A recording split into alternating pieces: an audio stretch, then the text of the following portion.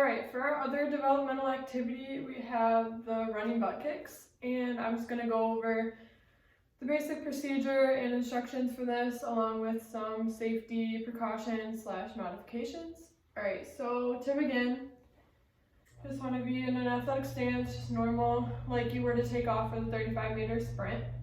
And some of the mechanics for this are going to translate really well to the sprint, because it's pretty much just running form except a couple lower body modifications.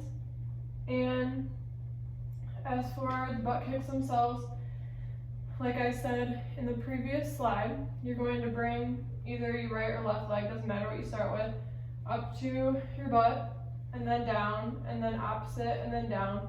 And you really want to make sure that you're reaching as far as you can with your heel up to your butt. And obviously some people aren't going to be able to make it all the way there, and then you'll find that once you pick up your pace a little bit, and then once you add the hop into it, it might be a little bit easier to reach your butt, because the momentum that you're propelling it with is going to be greater than when you're just standing stationary.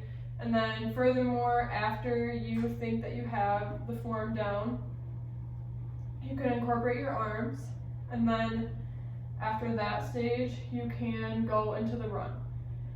And you want to make sure that just because it's in motion and just because it's run, it doesn't mean that you are trying to outcompete your classmate or anything like that. You just want to go for form and accuracy, so it's going to look something like this. So when you start, obviously you're going slow, then pick up the pace, add the hop to it, add your arms in, and then you're going to go in motion forward. And a good point of emphasis with this is that you don't necessarily want to see how far you can go, how fast.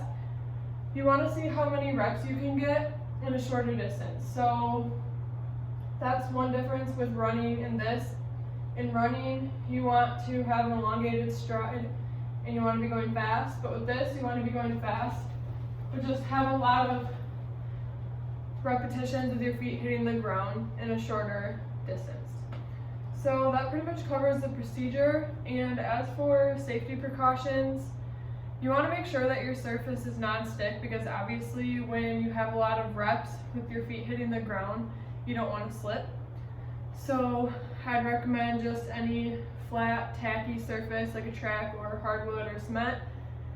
And I would not recommend turf or grass if it's been raining or in the morning if there's dew or anything like that. And as for modifications, obviously if you're injured or if you have like a severe leg injury, this probably isn't the best for you. Just the repeated stress of the heel to butt motion probably is not the best. However, if you need to, you can always modify it by not bringing your heel up all the way to your butt, but wherever it is comfortable for you. Maybe it's halfway, maybe it's less than that, maybe a little more.